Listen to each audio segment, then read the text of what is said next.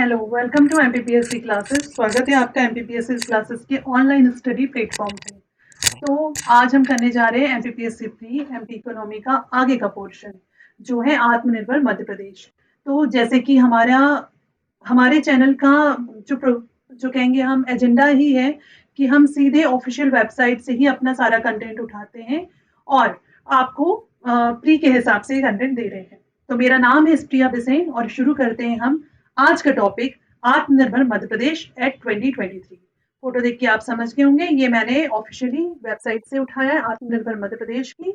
और यहाँ पे दिया हुआ है कि प्रधानमंत्री नरेंद्र मोदी जो है, उन्होंने कोविड के टाइम पे ये कहा था कि दुनिया में जो इतना संकट है और आर्थिक रूप से बहुत ज्यादा उस समय पूरा देश हिला हुआ था, तो उन्होंने कहा था कि आत्मनिर्भर भारत की एक आवश्यकता है। और उसमें हमारे शास्त्रों में जो एक पंक्ति है, एषः पंथ, यानी यही रास्ता है, यही रास्ता है, उससे आत्मनिर्भर भारत, इस चुनौती के अवसर में बदलने का बीड़ा उठाकर मोदी जी ने इसका परिचय दिया और 12 मई 2020 को आत्मनिर्भर भारत अभियान शुरू हुआ। तो एग्जाम में क्वेश्चन बन सकता है। अब देखो, ये सब जितना दुनिया भर की कहानी लिखी हुई है, हमको तो सिर्फ टारगेट करना है अभी एमपीपीएससी के प्री को, ठीक है। 28 अप्रैल को इस पेज से क्या क्वेश्चन बन सकता है, ये हमारा टारगेट है। तो जैसे यहाँ पे लिखा हुआ है कि 12 मई 2020 को आत्मनिर्भर भारत अभियान प्रारंभ हुआ। क्वेश्चन बन सकता है कि आत्मनिर्भर भारत अभियान कब शुरू हुआ, तो याद रख लीजिए 12 मई 2020 को, ठीक है। आगे, अब ये जो आत्मनिर्भर भारत है, इसके साथ में दो योजनाएं भी जुड़ी हैं। आत्मनिर्भर भारत अभियान जो था, ये 12 मई को शुरू हुआ, ठीक है। 12 मई 2020 को कोविड के इसका उद्देश्य था कोविड के टाइम पे जितनी भी आर्थिक गतिविधियां रोजगार थे उसको पुनर्जीवित करने के लिए ऋण सहायता सहित उपाय पेश करना। और इसके प्रावधान थे विभिन्न क्षेत्रों और पहलों को कवर करने वाला एक व्यापक आर्थिक पैकेज, ठीक है। ये मुझे नेट पे कुछ कंटेंट मिला, सो मैंने ये वहां से लिया हुआ है। उसके बाद में आत्मनिर्भर भारत रोजगार योजना, ये जो आत्मनिर्भर भारत रोजगार योजना एक आई थी इसके साथ में। देखो, कंफ्यूज मत होना, आत्मनिर्भर भारत अभियान था और आत्मनिर्भर भारत योजना दोनों ही 2020 में आया था, लेकिन सिर्फ मंथ का डिफरेंस है। 12 मई को आया था आत्मनिर्भर भारत अभियान और नवंबर में आया था आत्मनिर्भर भारत रोजगार योजना। तो इस योजना में क्या था, ये औपचारिक रोजगार को बढ़ावा देने पर ध्यान देने के साथ एक नए कर्मचारियों को काम करने पर रखने वाले प्रतिष्ठानों को सब्सिडी सहायता प्रदान करके रोजगार सृजन करना। मतलब जो औपचारिक रूप से रोजगार को बढ़ावा देने के लिए ध्यान देना था, और जो नए एम्प्लॉयज को हम काम पे रखते हैं उन वो सारे प्रतिष्ठानों को सब्सिडी सहायता देना, ताकि रोजगार ज्यादा से ज्यादा जनरेट हो। और इसके प्रावधान क्या थे, जो कर्मचारी नए आप रख रहे हैं उसके ईपीएफ में, मतलब उनके जो प्रोविडेंट फंड होते हैं उसमें कर्मचारी और नियोक्ता दोनों के योगदान को कवर करने वाले नियोक्ताओं को, मतलब जिसने नियुक्तियां दिया है उसको सब्सिडी या समर्थन देना। मतलब कोई फर्म है या कोई कंपनी है, अगर वो किसी नए कर्मचारी को अवसर दे रही है तो उन्हें उनके लिए सब्सिडी समर्थन दिया जाएगा। अब इसमें आगे बढ़ते हैं हम आत्मनिर्भर मध्य प्रदेश के जो इसमें वेबसाइट पे दिया हुआ है, एशिया पंथ, यानी यही रास्ता है आत्मनिर्भर भारत का। तो इसमें है कि ये मैंने आपको बता ही दिया, 12 मई 2020 को आत्मनिर्भर भारत अभियान चालू हुआ। आत्मनिर्भर भारत की परिकल्पना से प्रेरित होकर फिर हमारे मुख्यमंत्री उस समय कौन थे, शिवराज सिंह चौहान। श्री शिवराज सिंह चौहान उस समय मुख्यमंत्री थे और इन्होंने जो है 3 साल के लिए एक रोड मैप तैयार करने का निर्णय लिया। 3 साल के लिए, कितने साल के लिए, 3 साल के लिए, ठीक है। कौन थे प्रथम मुख्यमंत्री उस समय, शिवराज सिंह चौहान। तो उसमें क्या हुआ, उसमें उन्होंने दो सिद्धांत रखे। कौन कौन से सिद्धांत रखे, ये याद रखना। पहला सिद्धांत हो गया, प्रदेश मजबूत होगा तो देश मजबूत होगा। और दूसरा सिद्धांत उन्होंने रखा, प्रदेश आगे बढ़ेगा तो देश आगे बढ़ेगा।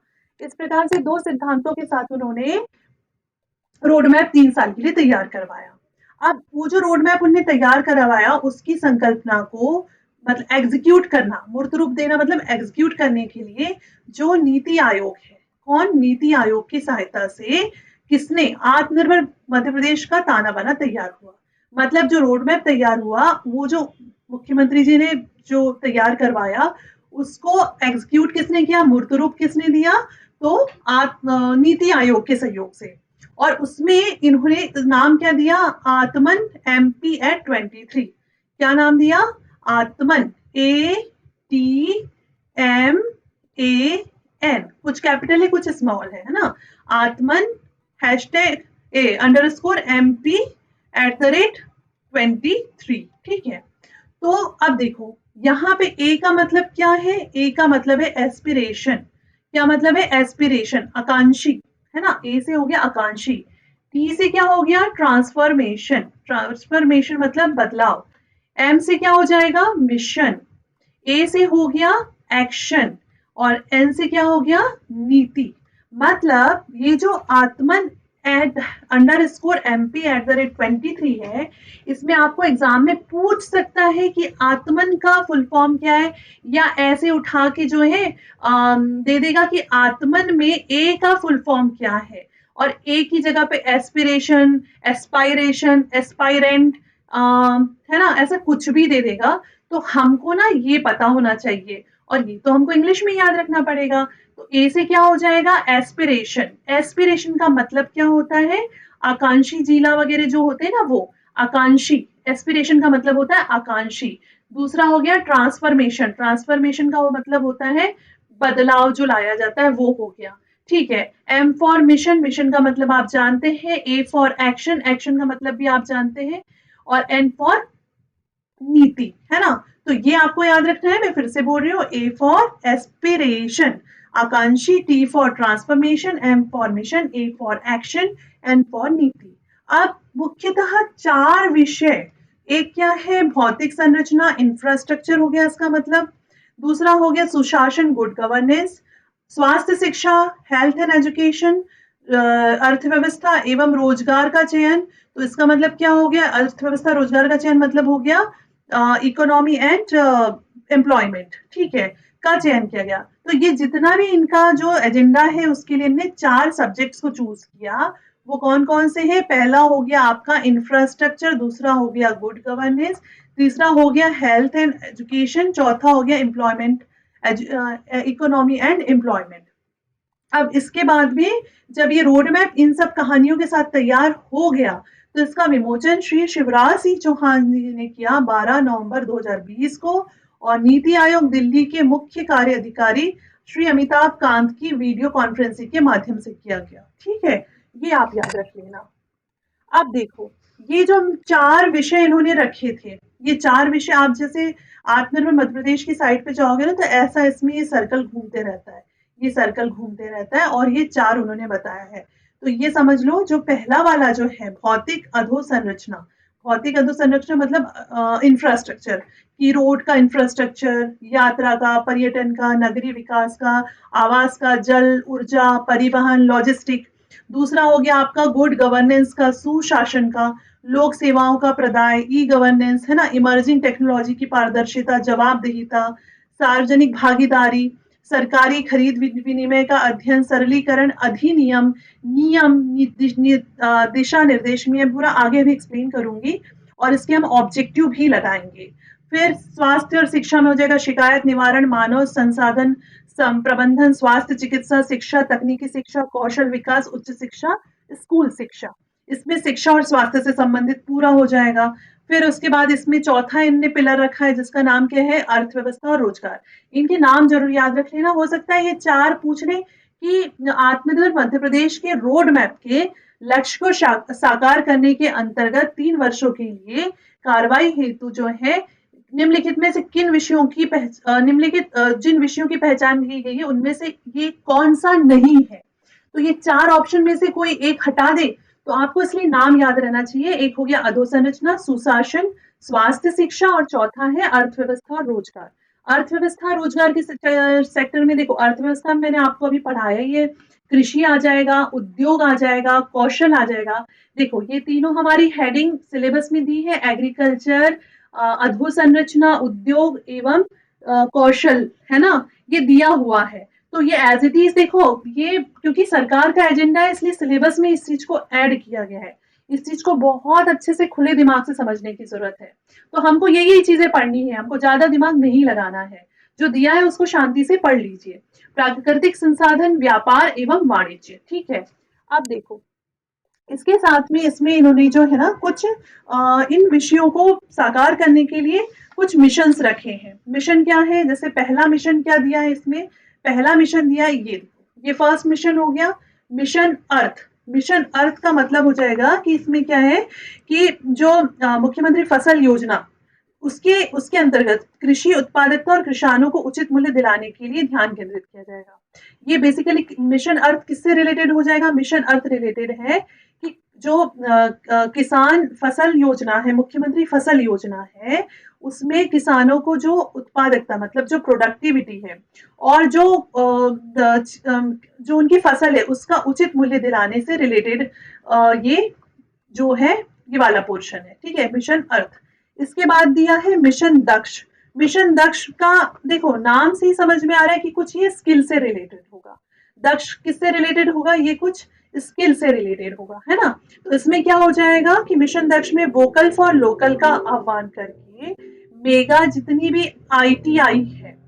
आईटीआई है और ग्लोबल स्किल पार्क से स्किल डेवलपमेंट और रोजगार की तरफ ध्यान देना। जितने आईटीआई है, ग्लोबल स्किल पार्क्स हैं, है ना? इससे क्या करना? इससे एम्प्लॉयमेंट जनरेट करना, रोजगार को सृजित करना, ये इसका मेन उद्देश्य है। इसके बाद तीसरा है मिशन ग्रामोदय। मिशन ग्रामोदय का मतलब क्या हो जाएगा? मिशन ग्रामोदय से आपका मतलब ये हो जाएगा कि अब देखो ग्रामोदय मतलब गांव का उदय, तो इसमें है कि गांव को विकास करना, वहां पे स्व सहायता समूह जो होते हैं, सेल्फ हेल्प ग्रुप्स जो होते हैं, उनको जो है प्रोत्साहन देना। फिर उसके बाद में गाँवों को क्लीन बनाना, उसके लिए क्या हो जाएगा? स्वच्छ भारत अभियान हो जाएगा। ठीक है, और फिर जो है इसमें गाँव में जो है रहने के लिए तो जो पीएम आवास योजना है ना? पीएम आवास योजना है, उसके द्वारा जो है रहने के लिए घर और रोजगार सृजित करना, जैसे किससे हो जाएगा? ये मनरेगा से हो जाएगा।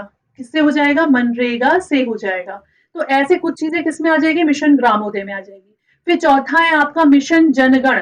चौथा मिशन क्या हो गया आपका? मिशन जनगण।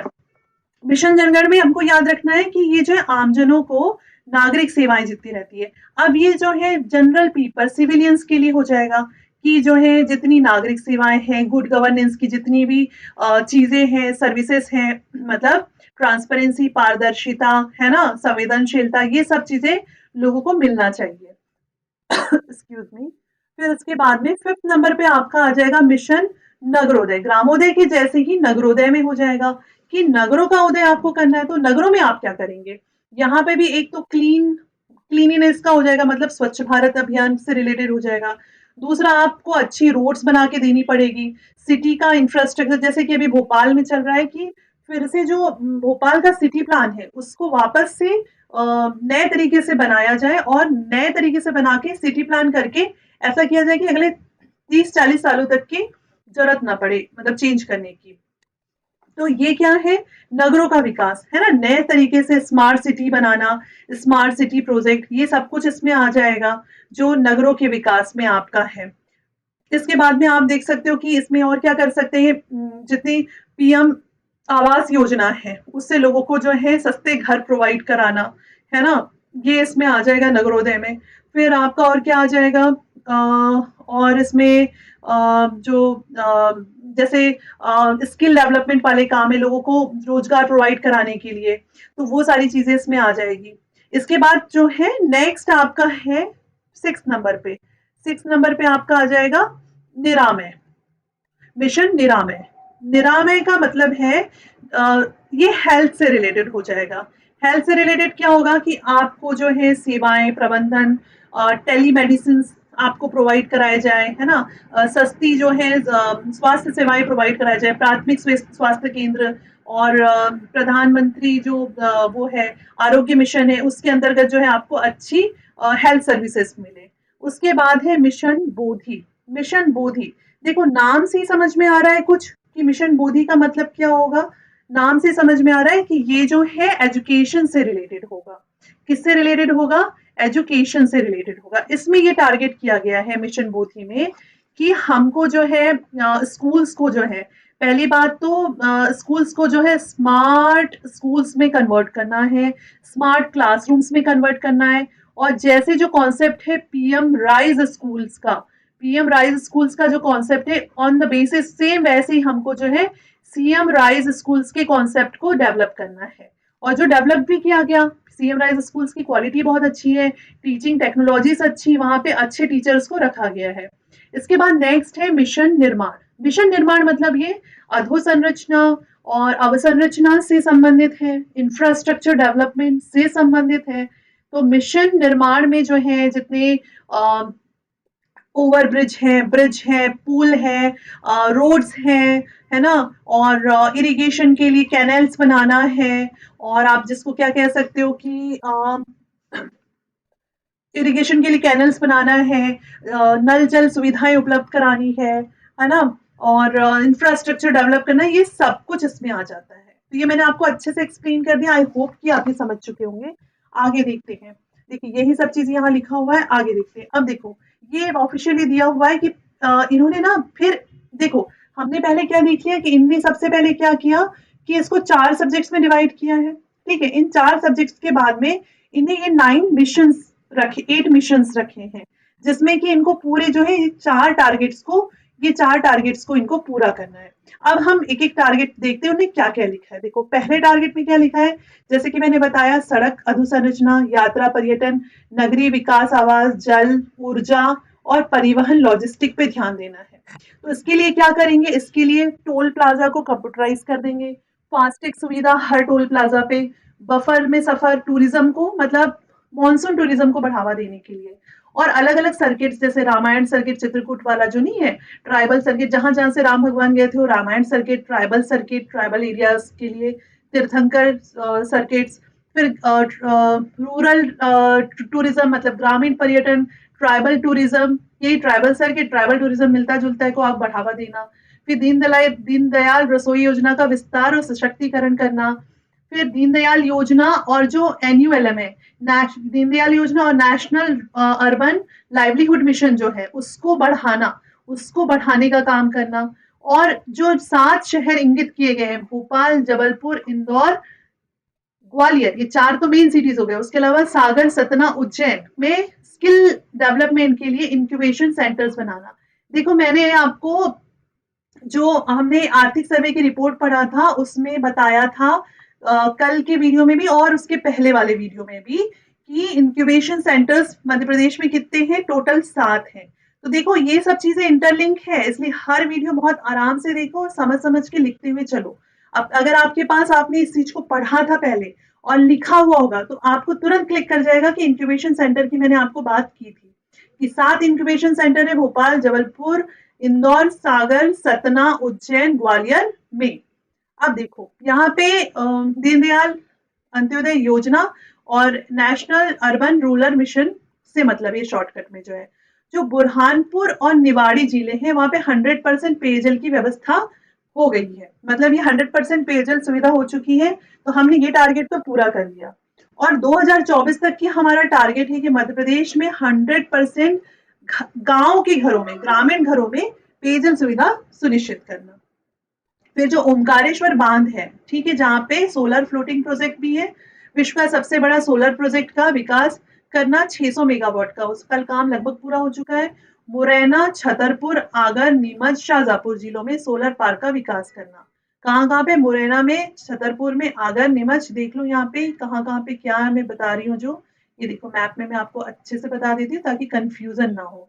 मुरैना आपका यहाँ हो गया, छतरपुर आपका यहाँ हो गया, आगर आपका यहाँ हो गया, ये हो गया नीमच, और यहाँ पे हो गया शाहजहांपुर। ठीक है, तो ये जो ऊपर वाली ये जो जितनी लाइन है ना, समझ लो यहाँ पे क्या करना है, टोटल मिला के 4500 मेगावाट की हमारी सोलर पार्क बननी चाहिए। और कितने जिलों में सोलर पार्क बनाना है, तो पहला हो गया आपका मुरैना, छतरपुर, फिर शाहजहांपुर, अशोकनगर, ठीक है, सॉरी आगर और नीमच। भंडारण के लिए मल्टी मॉडल लॉजिस्टिक पार्क का निर्माण करना। फिर ये जो इसमें ऊपर आया था, राष्ट्रीय शहरी आजीविका mission, N L NULM, national urban livelihood mission. ये कब चालू हुआ था, दिसंबर 2013 में। इसका उद्देश्य है कि शहरी गरीबों की गरीबी की असुरक्षा को कम करना और उन्हें जो आजीविका बढ़ाने के लिए कौशल विकास, उद्यमिता के अवसर, ऋण तक की सुविधाएं प्रोवाइड करना। और बेहतर रोजगार के अवसर और स्थायी आजीविका प्रदान करने में सक्षम बनाना, प्राप्त करने में सक्षम बनाना। इसके प्रावधान क्या है कि इसमें इनको जो है ऋण दिया जाता है, स्व सहायता समूहों की स्थापना की जाती है, रोजगार के अवसर पैदा किए जाते हैं, है ना? जो बेघर रहते हैं उनको आश्रय दिया जाता है, सामाजिक आर्थिक जरूरतों को पूरा करने के लिए सुरक्षा दी जाती है। 21 से 30 साल के जो युवा होते हैं उन्हें आत्मनिर्भर बनाने के लिए कौशल प्रशिक्षण प्रदान किया जाता है ताकि वो अपना जीवन यापन आसानी से कर सके। ये सारी चीजें। उसके बाद में अब देखो नेक्स्ट हमारा क्या है, सेकंड हमारा विषय है सुशासन। लोक सेवाओं को प्रदान करना, ई गवर्नेंस, इमर्जिंग टेक्नोलॉजी, पारदर्शिता, जवाबदेहिता, सार्वजनिक भागीदारी, सरकारी खरीद विनिमय का अद्यतन, सरलीकरण, विनिमय, नियमन, दिशा निर्देशन, शिकायत निवारण, मानव संसाधन का प्रबंधन। ये सारी चीजें इसमें करने की बात की गई है। ठीक है। और अब यहाँ देख लो आगे। तो सुशासन के लिए क्या कर रहे हैं, चैटबॉट जो होता है, चैटबॉट समझते हो ना, कि जैसे आप कभी देखते होंगे कि जैसे आप किसी वेबसाइट पे जाते हो और वहां पे सडनली एक साइड में छोटा सा बॉक्स आ जाता है। आप जैसे यहाँ ये सपोज ये पूरा पेज है तो यहाँ साइड में बॉक्स आ जाएगा, लिखाएगा how can I help you, और आप उसको उसमें उससे बात करेंगे, वो आपसे बात करते जाएगा, आपके सवालों के जवाब देते जाएगा। तो ये क्यों करता है, ये होता है एआई के थ्रू, है ना, ये एआई के थ्रू होता है। ये चैटबॉट से जो है आप बात करते जाते हैं, वो आपको जवाब देते जाता है। जनरली बहुत सारे इसमें आजकल होता है। तो इसके माध्यम से जो आपके सवालों के जवाब मिल जाते हैं, और ये कोई व्यक्ति नहीं करता है बल्कि एआई करता है, आर्टिफिशियल इंटेलिजेंस आपसे बात करता है।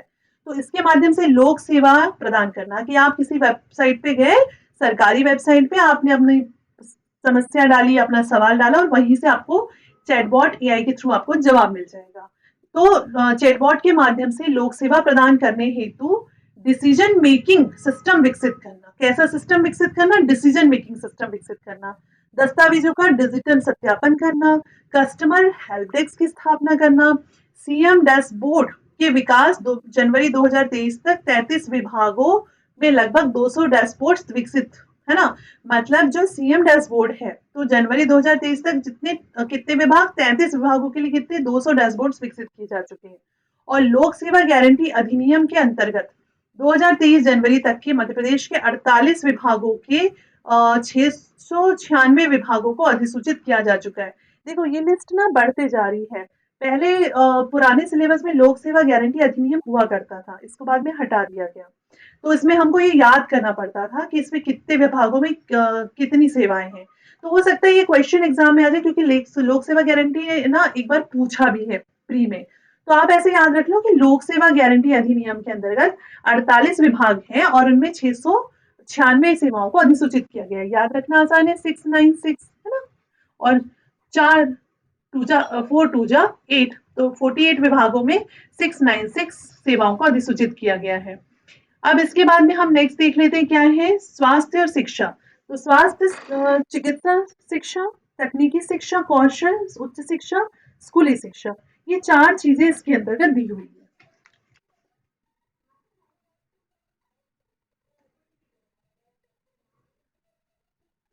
स्वास्थ्य और शिक्षा में हम देख लेंगे कि कक्षा 1 से लेकर 3 तक के विद्यार्थियों को साक्षरता संख्या ज्ञान को रोचक बनाने के लिए कौन सा मिशन किया गया, मिशन अंकुर कार्यक्रम को शुरू किया गया है।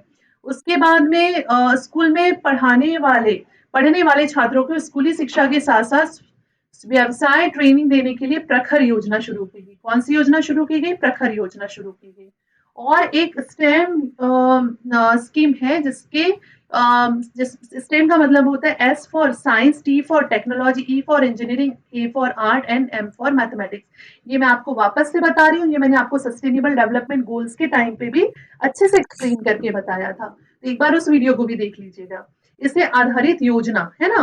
तो इसमें कौन कौन सी योजना हो गई, मिशन अंकुर हो गया जिसमें बच्चों को जो है रोचक ज्ञान दिया जाएगा, रोचक तरीके से पढ़ाया जाएगा। फिर प्रखर योजना हो गई और स्टेम हो गया। उसके बाद भोपाल और इंदौर में, अब ये हेल्थ से रिलेटेड हो गया, आयुष सुपर स्पेशलिटी हॉस्पिटलों की स्थापना की जाएगी। कौन से hospital, Ayush super speciality hospital. और पब्लिक प्राइवेट पार्टनरशिप मॉडल पर एक मेडिकल कॉलेज की स्थापना की जाएगी, ट्रिपल पी जिसको बोलते हैं, पब्लिक प्राइवेट पार्टनरशिप पे। फिर उज्जैन में मेडिकल डिवाइस पार्क स्थापित किया जाएगा। मेडिकल डिवाइस पार्क कहाँ स्थापित किया जाएगा, ये याद रख लीजिएगा, उज्जैन में स्थापित किया जाएगा। और ये देखो अभी एक और इसमें अब हम क्योंकि ये जो स्टैम पढ़ रहे हैं ये सस्टेनेबल डेवलपमेंट गोल में भी दिया था, आत्मनिर्भर मध्य प्रदेश में भी दिया हुआ है और इसको जो है आर्थिक सर्वेक्षण जो बजट है उसमें भी मेंशन किया गया है। तो ये थोड़ा इंपॉर्टेंट हो जाता है, इसलिए अभी इससे रिलेटेड एक और चीज आई है कि फरवरी 2024 की न्यूज है, रिसेंट का करंट का है।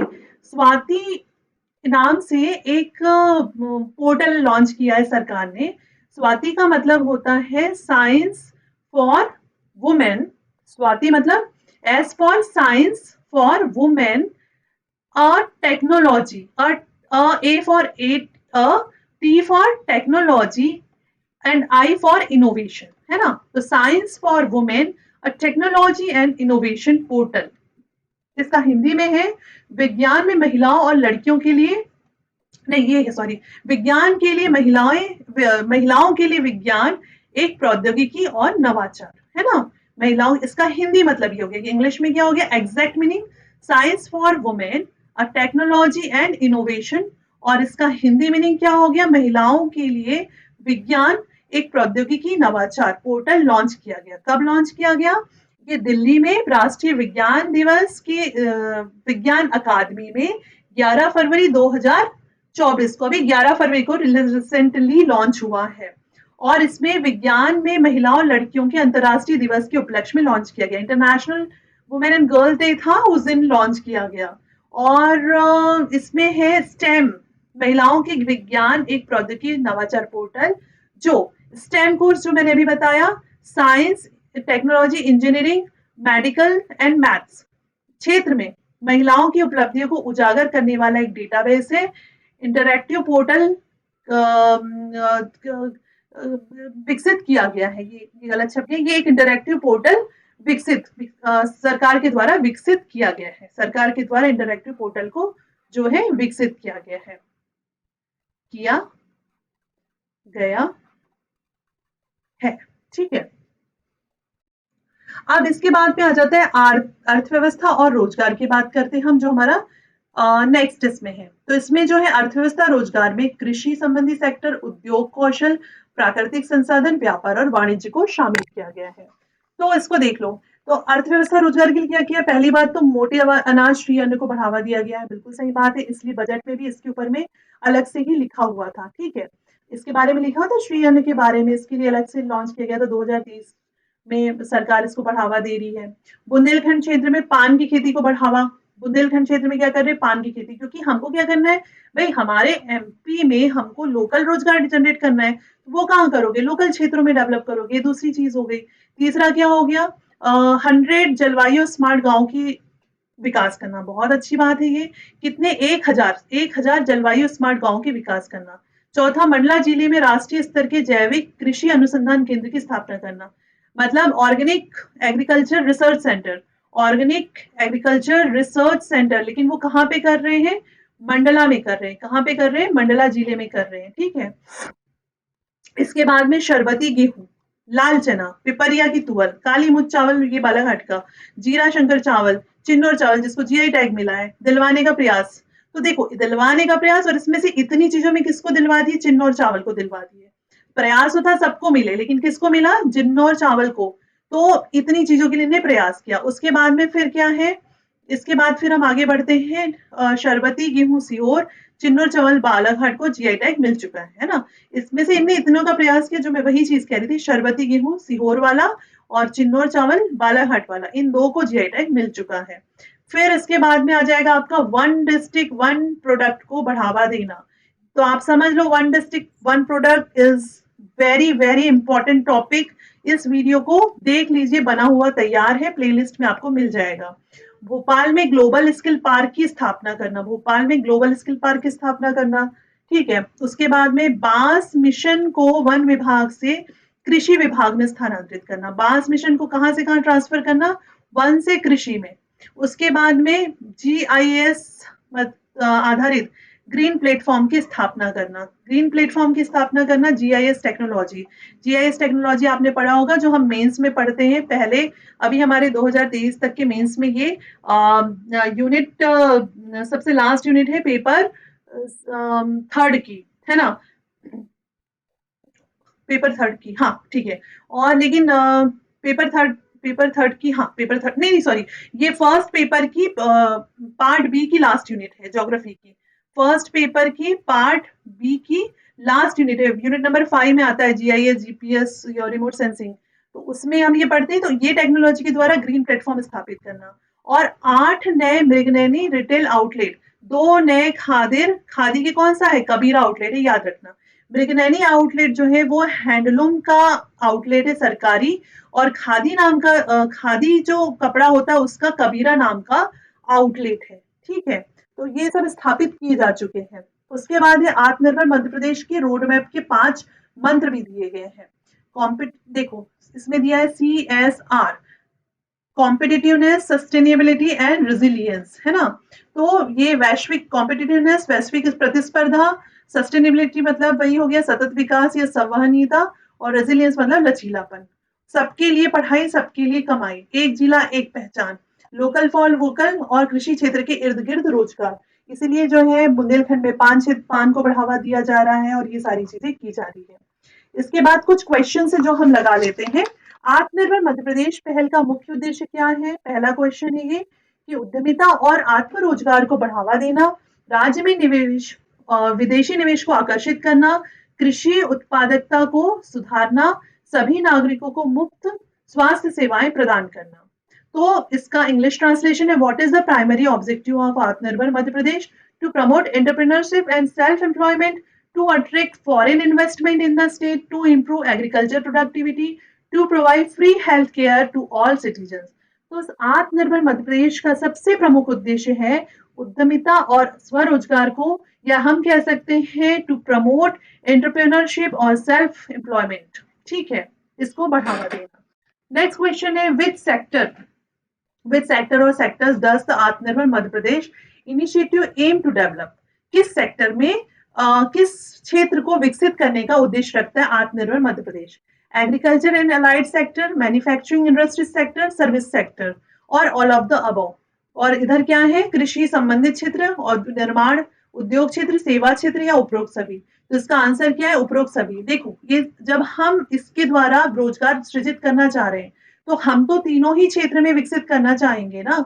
तो इसका आंसर क्या हो जाएगा, the fourth one, all of the above. आत्मनिर्भर मध्य प्रदेश की पहल में किस प्रकार की सहायता एमएसएमई को प्रदान की जाती है? ये मैंने आपको बताया था, माइक्रो स्मॉल मीडियम एंटरप्राइजेस इसका मतलब होता है। तो इनको किस प्रकार की सहायता दी जाती है? वित्तीय सहायता, कौशल विकास कार्यक्रम, बुनियादी ढांचे का विकास, या उपरोक्त सभी। अंडर द आत्मनिर्भर मध्य प्रदेश initiative, what measures are taken to support micro, small, medium enterprises? Financial assistance or subsidy, skill development program, infrastructure, all of the above। तो इसका आंसर क्या हो जाएगा, उपरोक्त सभी, कि हम इसमें वित्तीय सहायता भी दे रहे हैं, कौशल विकास भी दे रहे हैं, बुनियादी ढांचे भी दे रहे हैं। इसके बाद आत्मनिर्भर मध्य प्रदेश की पहल कैसे सतत विकास को योगदान करता है? तो नवीनीकरण ऊर्जा परियोजनाओं को बढ़ावा देके, उद्योगों के पर्यावरण मित्र अभ्यासों को बढ़ावा देकर, जैविक खेती का विकास समर्थन करना, उपरोक्त सभी। तो अभी आपने जो ऊपर पढ़ा था उसमें मैंने क्या क्या बताया था, promoting renewable energy projects, yes Omkareshwar को हम बढ़ावा दे रहे हैं, और नए जो है क्षेत्रों में भी हम जो है सोलर पार्क्स की स्थापना की बात कर रहे हैं। अभी मैंने आपको बताया था छतरपुर, मुरैना, उधर ऊपर वाला क्षेत्र था ना, नीमच, शाजापुर। अगर encouraging eco friendly practices initiative, eco friendly practices initiative को हम बढ़ावा दे रहे हैं, तभी तो हम किसकी बात कर रहे हैं, ऑर्गेनिक फार्मिंग की बात कर रहे हैं, सपोर्टिंग ऑर्गेनिक फार्मिंग की बात कर रहे हैं। तो इसका आंसर क्या हो जाएगा, ऑल ऑफ द अबव, उपरोक्त सभी इसका आंसर हो जाएगा। आत्मनिर्भर मध्य प्रदेश पहल में प्रौद्योगिकी का क्या भूमिका है? ई सरकार, डिजिटल सेवाओं को सुविधाजनक बनाना, परिशुद्ध खेती तकनीकों के माध्यम से कृषि अभ्यासों को सुधारना, विभिन्न क्षेत्रों में नवाचार अनुसंधान को बढ़ावा देना, उपरोक्त सभी।